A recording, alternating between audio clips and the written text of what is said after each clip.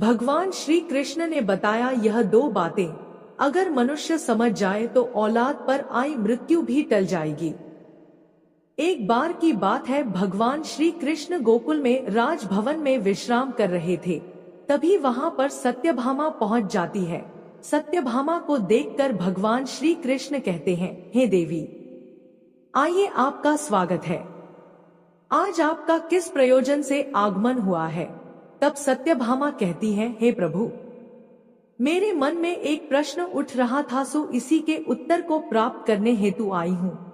तब भगवान श्री कृष्ण कहते हैं, हे देवी सत्यभामा, आपके मन में जो भी प्रश्न है आप निसंकोच होकर पूछ लीजिए। आपके प्रश्नों का उत्तर हम अवश्य देंगे। तब सत्यभामा कहती हैं, हे प्रभु, वह कौन सी दो बातें हैं जो मनुष्य समझ जाए तो औलाद पर आई मृत्यु भी टाल सकती है? तब भगवान श्री कृष्ण कहते हैं, हे देवी, आपको मैं एक अत्यंत पवित्र कथा सुनाता हूँ, जिसको सुनने के बाद आपको आपके सभी प्रश्नों के उत्तर मिल जाएंगे। तब देवी सत्यभामा कहती हैं, हे प्रभु, आप इस कथा को सुनाइए। मैं मन और ध्यान लगाकर इस कथा को पूरा सुनूंगी। भगवान श्री कृष्ण कहते हैं, जो व्यक्ति इस कथा को पूरा सुनता है वह मनुष्य समझ जाता है कि वह कौन सी दो बातें हैं जो औलाद पर आई मृत्यु भी टल जाती है। भगवान श्री कृष्ण कहते हैं, है सत्यभामा, प्राचीन काल की बात है, एक काशी नाम की प्रसिद्ध नगरी है जिसे महादेव की नगरी कहा जाता है और काशी को देव नगरी के रूप में भी पूजा जाता है। उस काशी नगरी में देव वर्मा नाम के एक राजा हुआ करते थे। राजा देव वर्मा बहुत ही धर्मात्मा व्यक्ति थे। राजा देव वर्मा की पत्नी बड़ी ही पतिव्रता और संस्कारी रानी थी। रानी का नाम था गायत्री देवी था।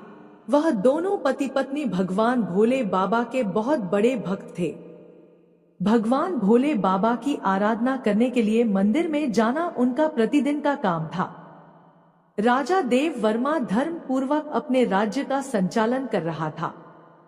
राजा के राज्य में कोई भी व्यक्ति दुखी नहीं था। समस्त जनता सुख और वैभव से संपन्न थी। चारों तरफ खुशियां ही खुशियां थी। तब भगवान श्री कृष्ण कहते हैं, हे सत्यभामा, इसी प्रकार धीरे धीरे कुछ समय बीत गया, परंतु राजा के यहाँ कोई संतान पैदा नहीं हुई। राजा की आयु ढल चुकी थी, लेकिन उनके घर में अभी भी कोई बालक पैदा नहीं हुआ था। एक दिन की बात है, सुबह सुबह महाराज अपने नगर की एक प्रसिद्ध गति से निकलकर जा रहे थे और उधर से एक झाड़ू वाली गली में झाड़ू लगा रही थी। जब वह स्त्री राजा को आते हुए देखी तो वह स्त्री अपने स्थान पर मुंह फेर कर खड़ी हो गई। उसका ऐसा व्यवहार देखकर राजा देव वर्मा को अच्छा नहीं लगा। महाराज उस समय तो भगवान शिव की पूजा करने मंदिर जा रहे थे, इसलिए उनसे कुछ नहीं कहा, लेकिन जब वह राज दरबार में आए तो उन्होंने अपने एक सैनिक को बुलाकर कहा कि तुम जाओ और उस झाड़ू लगाने वाली को बुलाकर ले आओ, उससे मुझे कुछ बात करनी है। वह सैनिक उस झाड़ू लगाने वाली के घर जाता है जिसने महाराज को देख करके मुंह फेर लिया था। सैनिक ने कहा, तुम्हें राजा साहब ने दरबार में बुलवाया है। वह झाड़ू लगाने वाली मन में विचार करने लगी कि महाराज का आदेश है, टाल तो नहीं सकते, इसलिए चलना पड़ेगा, लेकिन पुत्रहीन राजा का मुंह देखना बहुत बुरा होगा। वह झाड़ू लगाने वाली उस सैनिक के साथ राजा के दरबार के लिए चल देती है और कुछ समय के बाद महाराज के दरबार में वह जाकर खड़ी हो जाती है और राजा को प्रणाम करती है। महाराज कहने लगे, हे बहन, आप मुझे एक बात बताओ, आज प्रातः काल जब मैं भगवान शिव के मंदिर के लिए जा रहा था तो तुमने मुझे देखकर अपना मुंह क्यों फेर लिया था? तब वह महिला कहती है, हे महाराज, आप भले ही मुझे मृत्यु दंड दे दो तो भी मुझे कोई ऐतराज नहीं है, परंतु मैं सत्य ही बोलूंगी। है महाराज, आपके यहाँ तो परम विद्वान और श्रेष्ठ महर्षि राज पुरोहित सब विराजमान है। अगर मैं गलत बोलूं तो आप इनसे पूछ लीजिएगा। सुबह सुबह आपका कोई मुंह देख लेता है तो उसका पूरा दिन खराब हो जाता है, क्योंकि आप संतान ही राजा हैं। इसलिए मैं आपको देख करके अपना मुंह फेर ली थी। राजा देव वर्मा इस बात को सुनकर के बड़े अचंभित हुए। मन में विचार करने लगे कि यह स्त्री तो बिल्कुल सही कह रही है। यदि किसी नगर का राजा पुत्रहीन है तो वास्तव में यह अच्छा नहीं है। आगे भगवान श्री कृष्ण कहते हैं, हे देवी सत्यभामा, राजा ने उस झाड़ू वाली को उसके घर भेज दिया और मन में विचार करने लगे कि अब तो मुझे भगवान शिव के यहाँ जाकर एक पुत्र प्राप्ति यज्ञ करना चाहिए। ऐसा विचार करके राजा अपने महलों में आए और अपनी महारानी से कहने लगे कि हे रानी, हमारे नगर के लोगों को हमारा मुंह देखने से बहुत तकलीफ होती है, क्योंकि हम संतानहीन हैं, हमारी कोई संतान नहीं है। चलिए भगवान शिव के दरबार में चलते हैं और भगवान भोलेनाथ से आराधना करेंगे कि वह हमें एक पुत्र प्रदान करें। भगवान श्री कृष्ण कहते हैं, हे देवी, यही विचार करके देव वर्मा और रानी दोनों भगवान शिव के मंदिर में जाते हैं और वहां जाकर उन्होंने पुत्र प्राप्ति यज्ञ का आयोजन किया। अब राजा रानी के पुत्र प्राप्ति यज्ञ करने पर भी संतान उत्पन्न ना हुई। राजा का पुत्र प्राप्ति यज्ञ भी निष्फल हो गया। इधर जो यज्ञ करने वाला पंडित था वह भी यह जानकर बड़ा चिंतित हुआ कि आज तक मैंने जितने भी यज्ञ करवाए हैं, कोई भी यज्ञ निष्फल नहीं गया है। लगता है राजा का भाग्य ही खोटा है। राजा के भाग्य में भगवान ने कोई संतान लिखी ही नहीं, इसलिए तो पुत्र प्राप्ति यज्ञ निष्फल हो गया। श्री कृष्ण कहते हैं, हे देवी सत्यभामा, राजा देव वर्मा भी बड़ा धैर्यवान था। इस बात से राजा बिल्कुल भी विचलित नहीं हुआ। राजा बड़ा ही धैर्य धारण करने वाला था। उसने अपने मंत्री से कहा, मंत्री जी, आप मेरी अनुपस्थिति में राज्य का संचालन करो। मैं अब भगवान शिव की आराधना करूंगा। ऐसा निश्चय करके राजा भगवान शिव के मंदिर में बैठकर उनकी तपस्या करने लगता है और इस तरह से धीरे धीरे तपस्या करते हुए राजा को 1 साल गुजर जाते हैं। इधर भगवान शिव भी सोचने लगे कि मुझे अब इस भक्त के पास जाना चाहिए। कुछ समय बाद भगवान शिव नंदी के साथ में राजा के सामने प्रकट होते हैं और कहने लगते हैं, हे राजन, मैं तुमसे अति प्रसन्न हूँ, वरदान मांगो। तुम मुझसे क्या वरदान चाहते हो? राजा ने कहा, हे प्रभु, आप तो अंतर्यामी हैं, सबके मन की बात जानते हैं।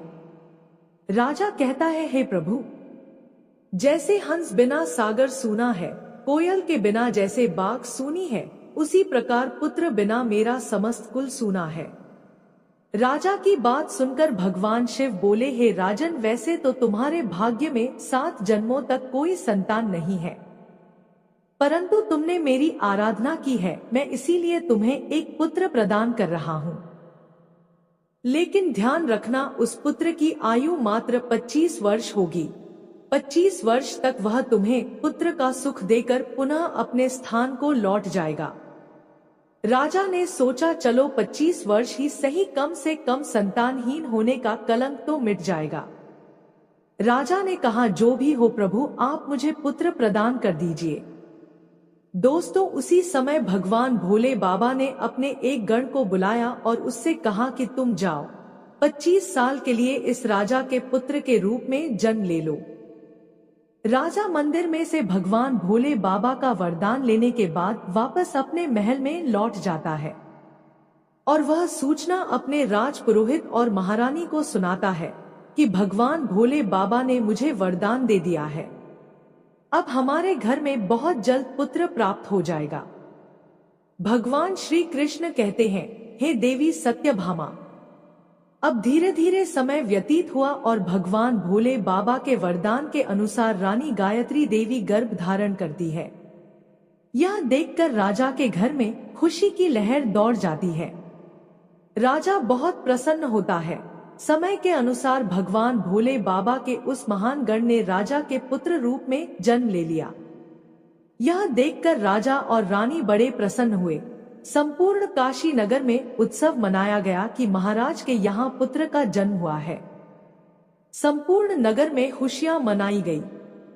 ब्राह्मण ने उस पुत्र का नाम रुद्र प्रताप रखा। धीरे धीरे रुद्र प्रताप बड़ा होने लगा। राजकुमार रुद्र प्रताप अपने पिता की तरह बड़े ही धर्मात्मा और ईश्वर भक्त थे। राजा का पुत्र बड़ी तेजी से बड़ा होने लगा। धीरे धीरे समय गुजरता चला गया। इस बात से राजा बहुत प्रसन्न रहता था, क्योंकि उसके घर में एक पुत्र जो आ गया था। पुत्र के लाड प्यार और लालन पालन में राजा वह बात भूल जाता है कि इस पुत्र की आयु मात्र 25 वर्ष है। जब उस पुत्र की आयु 15 वर्ष की होती है तो उन्हीं दिनों की बात है। एक दूसरे नगर का राजा था राजा तेज सिंह। उसकी एक पुत्री थी जिसका नाम था वैदेही। वैदेही रूप में इंद्र की अप्सराओं की तरह लगती थी। वह एक परम सुंदरी कन्या थी। वह कन्या भी बड़ा दान धर्म किया करती थी। बचपन से ही उसे अपने माँ बाप द्वारा धर्म कर्म करने के संस्कार मिले थे। वह प्रत्येक जीव पर दया रखती थी। सवेरे उठकर सबसे पहले पक्षियों को दाना चुगाया करती थी और अपने द्वार पर आए हुए किसी भी अतिथि और साधु संत को खाली हाथ नहीं लौटाती थी। वह हर भूखे को भोजन कराती थी। वह कन्या भी इधर धीरे धीरे बड़ी हो जाती है। महाराज तेज सिंह ने जब राजा देव वर्मा के पुत्र रुद्र प्रताप के बारे में सुना कि महाराज देव वर्मा का एक बड़ा धर्मात्मा और तेजस्वी पुत्र है, ऐसा विचार करके राजा तेज सिंह ने अपनी कन्या का रिश्ता राजा देव वर्मा के यहाँ भिजवा दिया। उधर राजा देव वर्मा ने मन में विचार किया कि मेरे पुत्र की आयु मात्र 25 वर्ष है, मुझे इसका विवाह कर लेना चाहिए और इसके यहाँ कोई पुत्र पैदा हो जाएगा तो मेरा भी वंश आगे बढ़ जाएगा। ऐसा सोच विचार कर राजा देव वर्मा ने अपने राजकुमार का रिश्ता तय कर लिया और कुछ समय में ही राजकुमारी वैदेही का राजकुमार रुद्र प्रताप के साथ विवाह हो जाता है। राजकुमारी वैदेही बहुत ही पतिव्रता स्त्री थी। उसका एक नियम यह भी था कि वह भोजन तब तक नहीं करती थी जब तक किसी भूखे प्राणी को भोजन नहीं करा देती थी। धीरे धीरे समय गुजरता गया। भगवान श्री कृष्ण कहते हैं कि हे सत्यभामा, इधर राजा देव वर्मा को लगने लगा कि उसके पुत्र की मृत्यु का दिन नजदीक आ रहा है। उसकी 25 वर्ष की आयु पूरी होने वाली थी। राजा तो पहले से ही जानता था, क्योंकि भगवान भोले बाबा ने उसे सब कुछ बता दिया था कि आपके पुत्र की आयु मात्र 25 वर्ष की होगी। राजा ने यह बात किसी को नहीं बताई थी। धीरे धीरे राजा की चिंता बढ़ती जा रही थी। जैसे जैसे राजकुमार की उम्र बढ़ रही थी, वैसे वैसे राजा की चिंता बढ़ रही थी। धीरे धीरे जब राजकुमार की आयु में मात्र 4 दिन शेष रह गए तो राजा सोचने लगा कि अब मैं क्या करूं। मेरा पुत्र तो 4 दिन के बाद मृत्यु को प्राप्त हो जाएगा। पुत्र मोह के कारण भगवान भोले बाबा के वरदान को भी राजा भूल जाता है और पुत्र में आसक्ति होने की वजह से वह बीमार पड़ जाता है। वह पुत्र की मृत्यु की बात सबको बताकर उन्हें भी चिंता में नहीं डालना चाहता था। अब तो राजा ने भोजन करना छोड़ दिया। इधर जब वह दिन आ गया जिस दिन उसके पुत्र की मृत्यु होने वाली थी, उस दिन राजा सुबह से ही भगवान भोले बाबा के ध्यान में डूब गया। कहने लगा, हे प्रभु, पुत्र के जाने का दुख सहन करने की मुझे शक्ति प्रदान करिए। विधि के लिखे को तो कोई नहीं बदल सकता, जो होना है वह तो होकर ही रहेगा। उस राजकुमार की जो नवविवाहिता पत्नी थी वह प्रतिदिन भूखे को भोजन कराया करती थी, पक्षियों को दाना चुगाया करती थी। रोज की तरह उस दिन भी वह अपने धर्म कर्म में लगी हुई थी। इधर यमलोक में यमराज ने देखा कि आज राजकुमार रुद्र प्रताप की मृत्यु का दिन है, तो यमराज तुरंत अपने 2 दूतों को आदेश दे देते हैं कि जाओ, अब से 1 घंटे के बाद तुम्हें राजकुमार रुद्र प्रताप के प्राण उसके शरीर से निकाल कर लाने हैं। राजकुमार रुद्र प्रताप के प्राण तुम ऐसे नहीं निकाल सकते। इसके लिए तुम्हें एक सर्प के पास जाना होगा और उस राजकुमार की मृत्यु के लिए उसे प्रेरित करना होगा, क्योंकि उस राजकुमार की मृत्यु सर्प के डसने से ही होगी। कोई सर्प उसे डसेगा तभी हम उसके प्राण हर सकते हैं। यमराज ने अपने दोनों दूतों से कहा कि जाओ और शीघ्रता से अपना काम करो और 1 घंटे के अंदर ही उसके प्राणों को लेकर आना है। यमराज की आज्ञा पाते ही 2 यमदूत राजकुमार रुद्र प्रताप के प्राण लेने के लिए चल दिए। और उधर यमराज की माया से प्रेरित होकर एक सर्प मन में विचार करने लगा कि आज मुझे राजमहल में प्रवेश करना चाहिए और राजमहल में मुझे घूम कर देखना चाहिए। अब तो वह सर्प घूमता घूमता चला जा रहा था और राजा के राजमहल में प्रवेश कर गया। अब वह सर्प तो यमराज से प्रेरित था, इसलिए घूमता हुआ वह राजकुमार की बेड पर पहुंच जाता है जहां राजकुमार सोता था। वहां जाकर राजकुमार के बिस्तर के पास बैठ जाता है। यमराज के दोनों दूत राजमहल के द्वार पर खड़े हो जाते हैं और समय पूरा होने का इंतजार करने लगते हैं।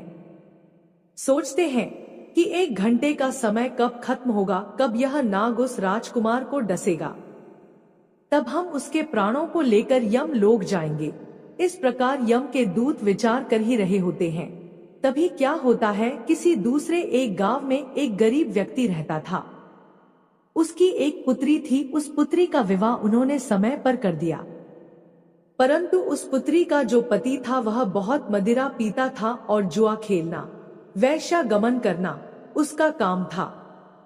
इसलिए वह उस गरीब दंपति की पुत्री को हमेशा परेशान किया करता था, उसको मारता पीटता था, उसे घर से निकालना चाहता था।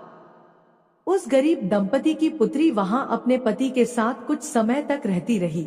उसके बाद वह गर्भ धारण करती है और एक दिन वह अपने पति की मारपीट से तंग आकर अपने पिता के घर चली आती है। उस लड़की का पिता बूढ़ा हो चुका था, इसलिए उसकी कुछ कमाई नहीं हो पाती थी। वह बेचारा भी भीख मांग कर खाता था। भीख मांगता और तीनों प्राणियों का पेट पालन पोषण करता था।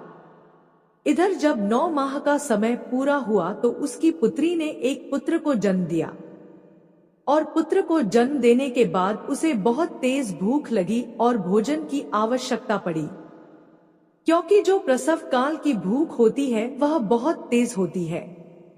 अब वह अपने पिता से भोजन मांगती है।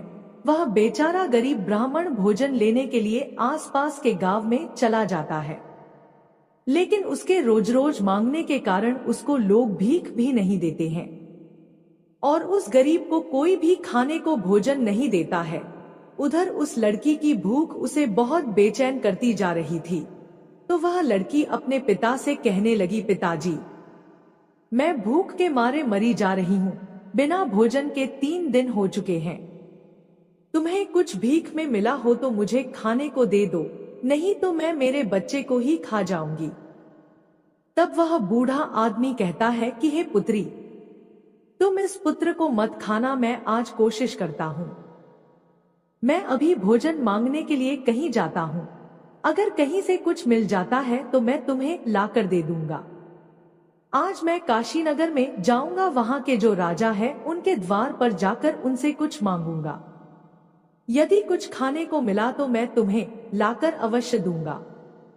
ऐसा विचार करके वह बूढ़ा पिता चल देता है और इधर जो राजकुमार की धर्म पत्नी वैदेही थी, वह रोजाना गरीबों को भोजन करवाती थी।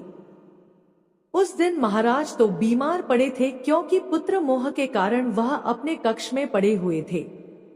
इसलिए आज उसने गरीबों को कोई भोजन तो नहीं कराया, परंतु उसने अपने पति के लिए जो भोजन बनाया था उसमें कई प्रकार के व्यंजनों से और पकवानों से सजा करके भोजन का थाल सजाकर उसने रख दिया था कि उसके पति आएंगे तो वह उन्हें भोजन करा देगी। लेकिन इतने में वह बूढ़ा आदमी उसके द्वार पर पहुंच जाता है। इधर राजकुमार रुद्र प्रताप की पत्नी वैदेही को द्वार पर खड़ा वह दीनहीन वृद्ध आदमी दिखाई दे जाता है और उस बूढ़े को देख करके उसे दया आ जाती है। बूढ़े आदमी ने उसकी तरफ देखा तो कहने लगा, हे बेटी, यदि मुझे इस समय कुछ भोजन मिल जाए तो तुम्हारा बड़ा एहसान होगा। रानी ने देखा कि यह कोई गरीब आदमी है और मुझसे भोजन मांग रहा है। यह भोजन तो मैंने अपने पति के लिए बनाया है, अगर यह भोजन मैं इसे दे दूंगी तो मेरा पति क्या खाएगा। फिर उसने सोचा कि मेरे पति तो अभी आए भी नहीं हैं, वह अपने बीमार पिता के पास बैठे हैं। तब तक मैं यह भोजन इस बेचारे गरीब व्यक्ति को दे देती हूँ। मेरे पति आ जाएंगे तो मैं उनके लिए और भोजन तैयार कर दूंगी। इतना कहकर राजकुमारी वैदेही ने जो भोजन अपने पति के लिए बनाकर रखा था, उन स्वादिष्ट व्यंजनों से सजी हुई थाली उस गरीब बूढ़े आदमी को दे दी। बूढ़ा आदमी उस भोजन को लेकर चला जाता है। वह बड़ी शीघ्रता से चलता हुआ और भोजन को लेकर के अपने घर आ जाता है, क्योंकि उसकी पुत्री 3 दिन से भूखी थी। और उधर क्या होता है, जो राजा का पुत्र था, अपने पिता की देखभाल करने के बाद, उनको वैद्य को दिखाने के बाद राजा के कक्ष से निकलकर अपने कक्ष की ओर जाने लगता है। उसके महल के द्वार पर 2 यमदूत तैयार खड़े थे और वह नाग उसको डसने के लिए उसके बिस्तर पर बैठा हुआ था। उधर उस वृद्ध ने वह भोजन ले जाकर अपनी पुत्री को दे दिया। तब भगवान श्री कृष्ण कहते हैं, हे देवी सत्यभामा, आप यह ध्यान रखें कि किसी भी विपत्ति को टालने के लिए आपको एक संकेत मात्र मिलता है, और यदि आप उस समय को पहचान गए, उस संकेत को समझ गए, तो बड़ी से बड़ी विपत्ति भी टाली जा सकती है। राजकुमार ने अपने कक्ष में जाने के लिए जब सीढ़ियों पर पैर रखा तो उसे छींक आ गई। उधर उसका निर्धारित समय पूरा होने वाला था। यम के दूत बड़े उतावले हो रहे थे कि 1 घंटे का समय पूरा होने वाला है, उसमें कुछ ही क्षण शेष बचे हैं। साथ ही साथ उधर वह नाग गुस्से में बैठा हुआ उसके आने का इंतजार कर रहा था कि वह राजकुमार आएगा और उसे मैं डस लूंगा। उधर उस बूढ़े आदमी ने भोजन ले जाकर अपनी बेटी को दे दिया। लड़की ने जब भोजन खाया तो पूछने लगी, पिताजी यह भोजन आपको किसने दिया है? लड़की के पिता ने कहा, पुत्री यह भोजन यहाँ की महारानी ने दिया है। यहाँ के राजा की जो पुत्र वधू है उसने मुझ पर दया करके यह स्वादिष्ट भोजन मुझे दिया है। भोजन देखकर लड़की की आत्मा से दुआ निकलने लगी। वह भगवान से प्रार्थना करने लगी और कहने लगी, हे भगवान, जिसने भी यह भोजन दिया है उसका सुहाग अमर हो जाए और वह सदैव सौभाग्यवती बनकर रहे। जैसे ही वह उस भोजन का निवाला अपने मुंह के अंदर ले जाती है, उसी समय उसकी आत्मा से आशीर्वाद निकलता है कि उसका पति अमर हो जाए। आगे भगवान श्री कृष्ण कहते हैं, सच्ची आत्मा से निकला हुआ आशीर्वाद जरूर फलित होता है। अब इधर लड़की का आशीर्वाद भगवान के पास जाता है, देवों के देव महादेव के पास पहुंचता है तो भगवान भोले बाबा का सिंहासन हिल गया कि यह क्या हुआ, मेरा सिंहासन क्यों हिल रहा है। भगवान भोले बाबा मन में विचार करने लगे कि दुनिया में ऐसा क्या घटित होने वाला है। उन्होंने तुरंत नारद मुनि को बुलाया और नारद से कहा कि हे नारद मुनि, देख करके आओ तीनों लोकों में क्या घटित होने वाला है। नारद ने जब देखा तो सब समझ में आ गया। उन्होंने जाकर के भगवान भोले बाबा से कहा, हे प्रभु, एक विचित्र घटना घट रही है। राजा देव वर्मा के पुत्र की मृत्यु का समय आ गया है। यमदूत दरवाजे पर खड़े हैं। नाग उसके बिस्तर में फन फैलाए बैठा है। राजकुमार सीढ़ियों पर चढ़कर ऊपर जा रहा है। जैसे ही वह अपने बिस्तर पर जाकर बैठेगा, नाग उसे डस लेगा। और उधर वह उस बूढ़े आदमी की पुत्री है जो राजकुमारी को आशीर्वाद दे रही है। उसकी आत्मा से आशीर्वाद निकल रहा है कि उसका सुहाग अमर हो जाए। हे भगवान, यह कैसा विचित्र संयोग है। एक तरफ मौत लेने को खड़ी है, दूसरी तरफ आशीर्वाद उसकी लंबी उम्र की प्रार्थना कर रहा है। अब तो दान की शक्ति और मौत में टक्कर हो गई। नारद बोले, प्रभु इसमें क्या होगा?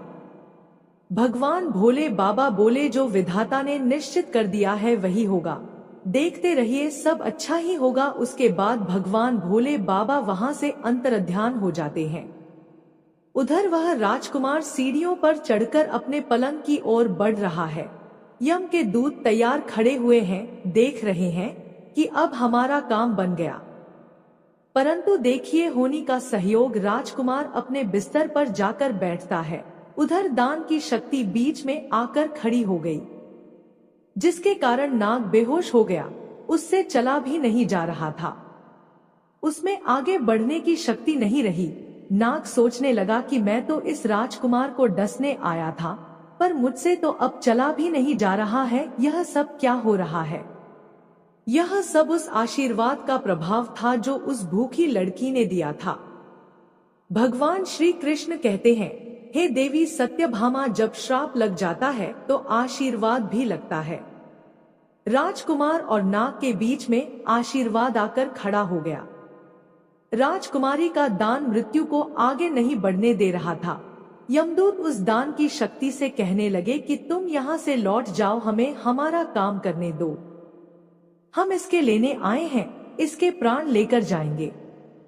तो दान की शक्ति और उस लड़की का आशीर्वाद कहने लगा, कभी नहीं, ऐसा कभी नहीं होगा कि हमारे होते हुए तुम इसके प्राणों का हरण कर सको। अब तो दोनों में बहस आरंभ हो जाती है। बहस आरंभ हुई तो उनमें युद्ध शुरू हो गया और दान की शक्ति ने उन यम के दूतों को आगे बढ़ने से रोक दिया। यम के दूत आगे नहीं बढ़ पाए और यम के दूत वापस हारकर यमलोक को चले गए। दूतों ने जाकर के यमराज से कहा, महाराज यह कैसी विडंबना है। यमराज ने कहा, तुम लोग खाली कैसे आ गए? तुम्हें तो राजकुमार रुद्र प्रताप के प्राण लेने भेजा था। तभी यमदूत कहते हैं, हे स्वामी, उसके प्राणों को लाने में दो बड़ी बाधाएं बीच में खड़ी हैं, उनके आगे हमारा कोई जोर नहीं चल पाया। यमराज ने कहा, ऐसी कौन सी बाधाएं हैं जो मृत्यु के मार्ग में रोड़ा बन रही है?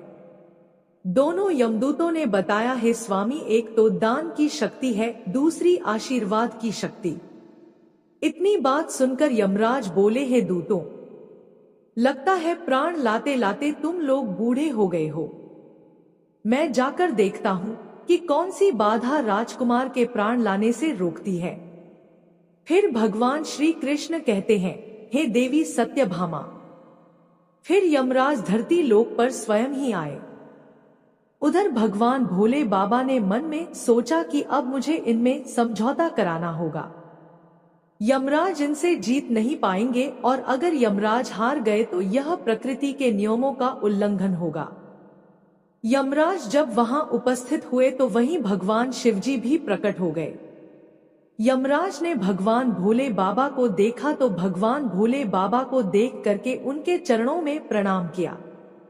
भगवान यमराज से बोले, हे यमराज, आप नहीं जानते हो, आपके विधान के अनुसार इसकी आयु पूर्ण हो चुकी है, परंतु आप मुझे यह बताइए कि क्या श्राप नहीं लगते? श्राप तो मुझे भी झेलना पड़ा था, श्री हरि विष्णु को और ब्रह्मा जी को भी झेलने पड़े थे। क्या आपने श्राप के कारण मृत्यु लोक में जन्म नहीं लिया था? यमराज कहने लगे, हे भगवान, वह तो मुझे ऋषि के श्राप का मान रखना था। तो भगवान शिव बोले कि जब तुम एक श्राप का मान रख सकते हो तो उसी तरह से किसी की आत्मा से निकलने वाले आशीर्वाद का भी मान रख सकते हो। उसे आप कैसे निष्फल कर सकते हो? यमराज भगवान भोले बाबा से बोले, हे प्रभु, अब इसका उपाय आप ही बताइए, मैं क्या कर सकता हूँ? तो भगवान भोले बाबा यमराज से बोले कि आप इस राजकुमार की आयु 110 वर्ष कर दीजिए और 110 वर्ष के बाद इसको आप ले जाना। यह उस शक्ति के आशीर्वाद के कारण और वरदान के कारण मृत्यु के योग्य नहीं रहा है, इसलिए मृत्यु को इसने जीत लिया है। भगवान भोले बाबा के कहने पर यमराज ने प्रकृति के नियमों में परिवर्तन कर दिया और राजकुमार रुद्र प्रताप की आयु को बढ़ाकर 110 वर्ष कर दिया। उसके बाद यमराज यमलोक को वापस लौट गए। इधर राजकुमार रुद्र प्रताप की आयु 110 वर्ष की हो जाती है। भगवान श्री कृष्ण कहते हैं, हे सत्यभामा, इस प्रकार से एक भूखे को भोजन दान देने पर राजा की औलाद पर आई मृत्यु भी टल गई। इसीलिए तो मनुष्य के अच्छे कर्म, दया भाव, दीनहीन की सेवा मृत्यु को भी टालने का सामर्थ्य रखते हैं। लेकिन मनुष्य यह देखना चाहिए कि जिसको वह दान दे रहे हैं वह उस दान का पात्र होना चाहिए, अर्थात वह दान देने के योग्य है या नहीं। यदि मनुष्य सुपात्र को दान देते हैं तो उस दान के सामने मौत भी पराजित हो जाती है। यदि कोई व्यक्ति किसी की सेवा करके और उसके कठिन समय में काम आकर उसकी मदद करते हैं और यदि किसी का आशीर्वाद लेते हैं तो वह आशीर्वाद मृत्यु को भी टाल सकता है। दान की और आशीर्वाद की शक्ति बहुत बड़ी होती है। उस शक्ति से बड़ा संकट भी टल जाता है। इस प्रकार से भगवान श्री कृष्ण ने देवी सत्यभामा को बताया है कि वह कौन सी दो बातें हैं जो औलाद पर आई मृत्यु भी टाल सकती है। आशा करते हैं कि आप लोगों को भी पता चल गया होगा कि वह कौन सी दो बातें हैं जो औलाद पर आई मृत्यु को भी टालने की शक्ति रखती है। जय श्री कृष्णा।